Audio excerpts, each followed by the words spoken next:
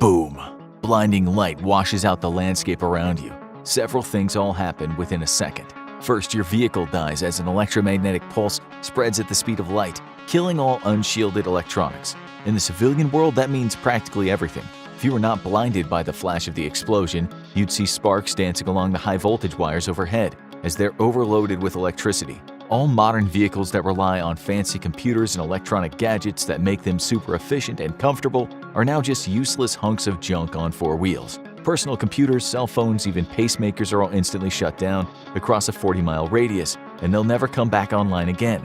The power grid is absolutely ruined and will need to be completely replaced before it's ever operational again, a task that will take years. You're lucky that you were driving in the opposite direction of the detonation point, because if not, you would have been facing toward it. What's just happened about a mile above your city is the birth of a second sun that burns brightly for just a few milliseconds. That's all that's needed to unleash a billion joules of energy, though. And much of that energy is in the visible wavelength and searing the eyes of anyone who happened to be even glancing in its general direction at detonation. Those within a 2 to 3 mile radius will be blind forever, assuming they survive what's coming next, while anyone outside of that area might be blind for a matter of hours or minutes depending on the distance. Even those who avoided being permanently blinded will likely suffer at least some vision loss as a result. You're safely out of the immediate impact area, but for those who aren't, ionizing radiation tears through their bodies from the detonation. Their DNA is completely unraveled as the ionizing radiation rips through them. It's like taking millions of microscopic shotgun blasts, only these pellets completely disintegrate the very instructions for life. Most people within a half a mile will die immediately from the radiation exposure, if what comes in the next few seconds doesn't kill them, of course. Outside of that range, the effects of radiation poisoning fall off steeply.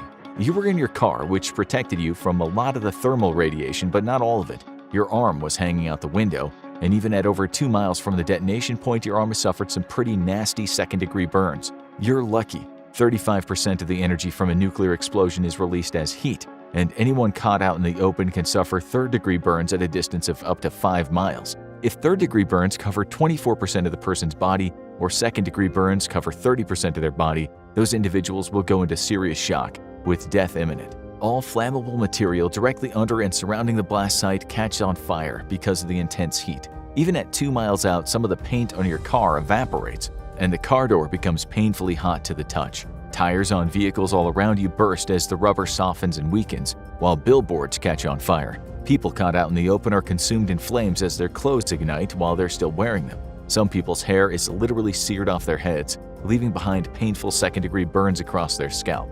This has just been 1 second into a nuclear detonation.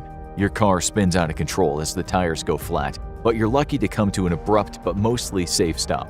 You have barely enough time to look into the rearview mirror before you see what's coming next. Like an invisible tsunami, the pressure wave is now smashing its way across the landscape, starting from the detonation point and radiating outwards. This has been a nuclear attack using an intercontinental ballistic missile, so the explosion took place a few hundred meters above the city. This way, the pressure wave could expand outwards unimpeded by terrain and buildings. A ground impact is highly unfavorable, as it leads to buildings or terrain features absorbing much of the pressure wave and limiting the damage dramatically. Directly below and up to a mile away from the detonation point, the destruction is complete. Buildings are flattened and tall skyscrapers are annihilated, leaving behind only the very core of each building, jutting up a few hundred feet like a shattered skeletal figure. Plenty of sewers and service tunnels crisscross a modern city, not to mention transportation tunnels in the subway. All of these are collapsed, killing hundreds stuck below or trapping them with no hope of rescue. Outside of a mile, the damage falls off, but is still severe. Multiple-story buildings are seriously damaged, leading to many simply collapsing in on themselves or against their neighbors. Buildings with only a few stories are less severely affected, but have every single window blown out and many of their roofs collapse, killing anyone below. At least the tunnels and sewers that crisscross the city here are safe from collapse. Only a few are seriously damaged. Almost no human beings up to 2 miles out survive if caught out in the open. You're just over 2 miles out from detonation, and here the damage falls off once again. Windows are blown out and some roofs and walls collapse, but generally buildings remain standing. As the pressure wave catches up to you, your car is physically picked up and tossed, like an angry kid playing with their Hot Wheels cars. The pressure wave blows your car over and threatens to tip it, but you're too far away and your car comes crashing back down onto all 4 wheels. Debris pelts the landscape around you, and you're mostly safe inside your car. A few people standing out in the street get taken out by chunks of concrete hurtled through the air by a 300-mile-an-hour wind. The roar of a second sun coming to life above your city has been so incredibly loud that you've temporarily lost all hearing. It'll probably return in time, but for those closer to detonation, they could experience permanent or severe hearing loss. A strange silence falls over the city 5 seconds after detonation as a massive mushroom cloud slowly drifts up into the sky. Then the screaming starts. Tens of thousands of people seriously injured, tens of thousands less so. You're now on a ticking clock because you've survived the initial explosion through sheer luck, but surviving what comes next is going to take skills, knowledge, and quick thinking. Tick-tock, tick-tock. You've got 15 minutes before you're dead. What's currently happening and what will kill even more people than the initial explosion is that an ecological disaster is in the brew and about to break out all over you and every survivor in your city. The detonation of a nuclear weapon above your city has sent ionizing radiation all over the landscape, penetrating into the very building materials of the city itself. The thermal flash and pressure wave pulverized all of that irradiated material and turned it into a very fine dust. Then the incredible heat, reaching as much as the surface of the sun for a few milliseconds, creates huge convection currents that suck up gargantuan quantities of air and sends it roaring upward into the sky, hence the mushroom cloud. But all that air is impregnated with billions of tons of highly radioactive dust, and in approximately 15 minutes that dust is going to start falling all around you. You panic because you know what's coming, but you've got a choice to make. You could probably find a working vehicle somewhere and take that to flee the city, trying to outrun the fallout cloud that's about to break over your head. In fact, many people along the suburbs right now are climbing into their cars to do just that. But you're smarter than that. You know that even if you found a working vehicle in the next minute, you could never outrun the cloud of fallout looming overhead. It's being propelled along by winds in the upper atmosphere and will outpace anything but the fastest sports car. Plus, the roads and highways are inevitably going to be choked up with vehicles and other people with the same idea. The particles in the stem of the mushroom cloud will end up falling right back down where they were picked up.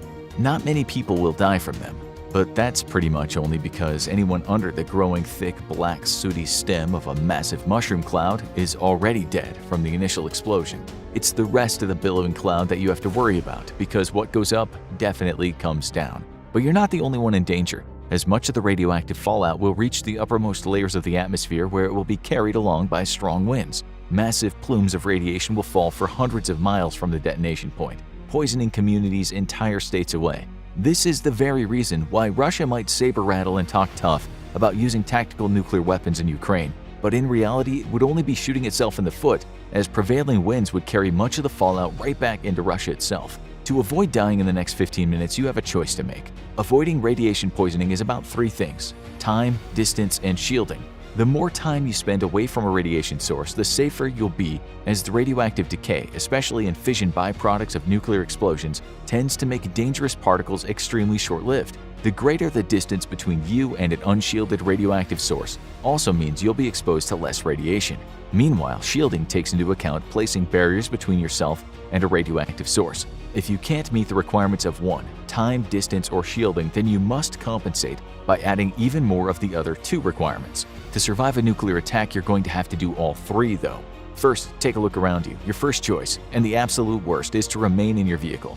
This will put some shielding and distance between yourself and the fallout. The only good news is that the radioactive debris about to rain down on you is only hazardous if it's extremely close to your body. So if your car can simply physically keep it away from you, odds of survival have greatly increased. You need to put all the windows up and close all the vents, stuffing them with anything that you have available. You can't let there be a single crack.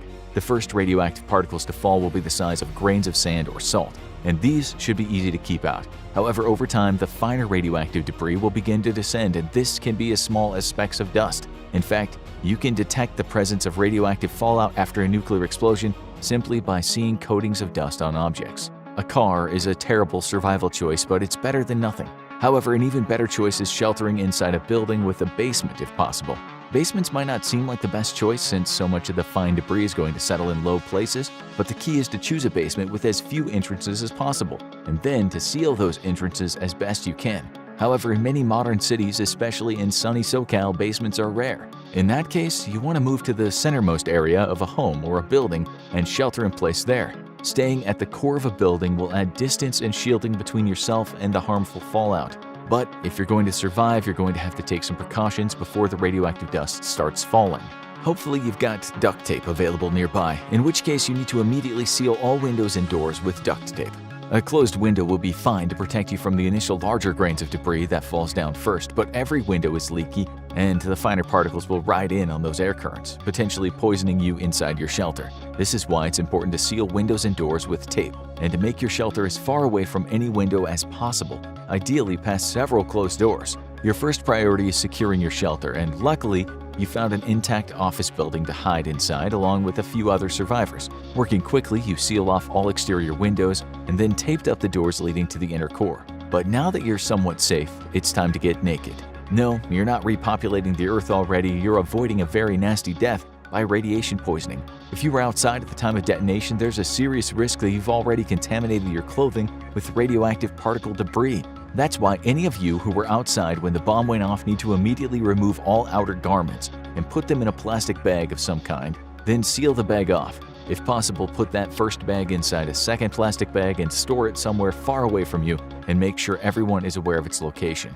You're also going to immediately want to start wiping everyone down. This means using the buddy system to get in those hard-to-reach spots that you can't get by yourself. You're going to be stuck with your new friends for a while, so what better icebreaker than to get naked and give each other a quick wipe down? You need to remove all exterior contamination from your body so that it doesn't rest against your skin and damage your body with ionizing radiation. You can do this with simple soap and water to scrub away any grime.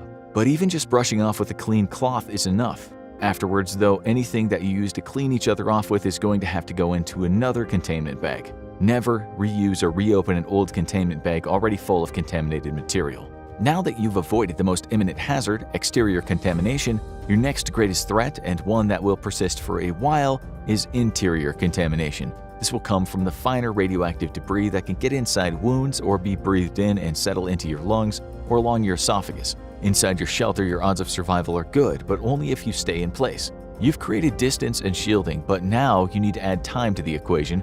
Fallout contamination decays very quickly, with it giving off 80% of its energy in the very first day. However, the debris is still energetic enough to be deadly even after 1 day. For every 7-fold factor of time, dose rates decreases by a factor of 10. 2 hours after detonation, the fallout will have lost half its energy, but this can still be extremely deadly.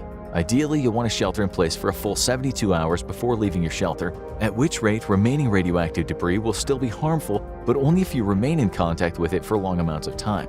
Unfortunately, your city is going to be a hell-blasted nuclear landscape after an attack, so you'll be in constant contact with radioactive debris even after 3 days. That's why the CDC recommends you wait a full 7 days before leaving your shelter, as this will give you the best survival rates. By that time, radioactive fallout will have a fraction of its original energy and be much less dangerous. At this point, external contamination is unlikely to be a serious threat anymore, but the biggest threat comes from internal contamination. Too weak to penetrate the skin at this point, radioactive debris that gets lodged into wounds or inside your lungs can still be deadly or pose serious long-term health risks. So when you leave your shelter, you want to take precautions against breathing in fine radioactive particles. Face masks like the type we've been wearing due to the coronavirus outbreak are okay, but not great for this. You'd be better off wetting a t-shirt or other large cloth and wrapping it over your mouth and nose. It's important to keep it wet as the moisture will attract fine particles and trap them, and important to cover both your nose and mouth. After any excursion, you'll need to wash whatever protective equipment you've used and all exterior garments. If you can, give your body a good washing down as well, just to remove any fine particles that you might end up breathing in or shoving into a cut or scrape accidentally. Hopefully, you had food and water in your shelter, or at least just water, or you probably aren't making it to this milestone, and your story ends here. But if you've managed to survive 7 days, you're now going to have to think about long-term survival. First, you need to consider if it's best to remain where you are or seek help. Assuming that this was a small-scale attack, there should still be help from the military or emergency response agencies coming to your city. If it was a full-scale nuclear conflict, though, you're probably completely on your own. If you think help is coming, work on increasing the resiliency of your shelter. Improve the shielding to the outside by creating layers of plastic or cloth like curtains that hang in front of the exterior doors. This will help keep radioactive dust down as people go in and out. If you can, simply make suits out of garbage bags to wear over your outer clothing.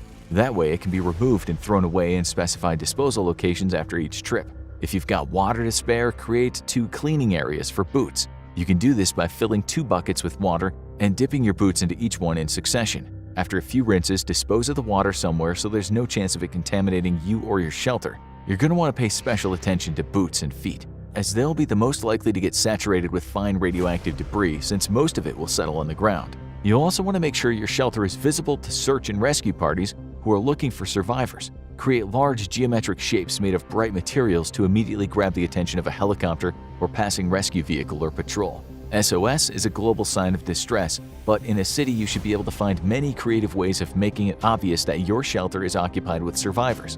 Make sure to regularly clean your emergency displays to make it obvious people are still alive. Otherwise, rescue workers might simply assume that the shelter has been abandoned. Whether you move out or shelter in place, you'll probably need to find food and water eventually. It should be obvious, but avoid anything that isn't completely sealed in non-permeable material like plastic. Canned goods are excellent options as they're airtight, but even pastas or breads in plastic wrapping is okay to eat as long as the wrapping is completely sealed. Just don't open any food items outside of your shelter. And it's best to wrap them in cloth or plastic as you transport them through the outside world and back into your shelter, though as usual you'll need to decontaminate whatever you use to protect them. You'll also want to get rid of the wrapping material or tin cans after they're done if they've been in an unsecured area where they could have been exposed to outside dust. Water will be trickier because there will almost certainly be no electricity in your city, which means no water pumps to supply water. If you're lucky enough to be in a safe interior location when an attack takes place, immediately plug up sinks and bathtubs and fill them with water, if it's still flowing. Underground water pipes will be safe from the radioactive fallout for a long time, but not forever, as eventually the body of water that feeds them will be contaminated. That's why even if you have running water after an attack, you don't want to rely on it. Better yet, stock up on water bottles, which should be easy to find in shopping centers and corner stores after an attack. Most water bottles are made of thick plastic, which will keep the contents safe even after fallout has descended. However, as usual, you want to decontaminate every bottle of water you bring into your shelter from the outside before you start messing with it. If you can't find water, your best option might be just to start moving and get out of the city, or head toward emergency services. Major airports are a good place to head toward, as it's likely this is where the first rescue efforts will take place. However, if you can't reach one, or if government help isn't coming, survival will still depend on getting out of the city. It'll help if you can figure out which way the prevailing winds are blowing and head perpendicular to them. You don't want to head into the wind because you could just be getting facefuls of contaminated dust. Instead, much like a rip current, head perpendicular and get out of the stream of air that's carrying radioactive waste. Once you're out of the city, your best bet is to head toward high ground. You're safer on the leeward side of a mountain where the wind hasn't blown radioactive dust and debris onto the soil. Radioactive fallout will settle in low areas, and rains and streams will wash it down the mountains and into the valleys and plains below. It would be wise to learn what major drinking water sources are around your city and then head to those that are on high ground. If you can shelter in a safe area for a few months, radioactivity levels and remaining debris should be manageable. At this point, if you're forced to continue living in the area of a nuclear attack, a long, healthy life is out of the question, but you can probably enjoy a moderately long life with few serious health problems. Some radioactive elements will remain deadly for years. Strontium-90, for instance, is still dangerous after 10 years, as is cesium-137. If you can't get away from the site of a nuclear attack, or if your entire nation has come under attack, there's probably little you can do to avoid these dangers, as these elements will become part of the environment itself. But there's a reason why both Hiroshima and Nagasaki are habitable today, and that's because a nuclear attack from another nation will almost certainly be of the airburst variety. A ground-burst weapon is one designed to explode when it hits the ground. This greatly limits its destructive potential, but also causes massive plumes of irradiated material. However, an airburst weapon explodes above its target, so the destructive shockwave and thermal radiation can hit as wide an area as possible. This also comes with the benefit of shooting much of the weapon's radioactive output into the atmosphere or into space. Within days of both the Hiroshima and Nagasaki explosions, people were inhabiting the ruins and living lives with few, if any, health effects. So cheer up, because the end isn't here after all. Now it's time to grab your trusty Pip-Boy and head off into the greatest Fallout LARP event the world has ever put on.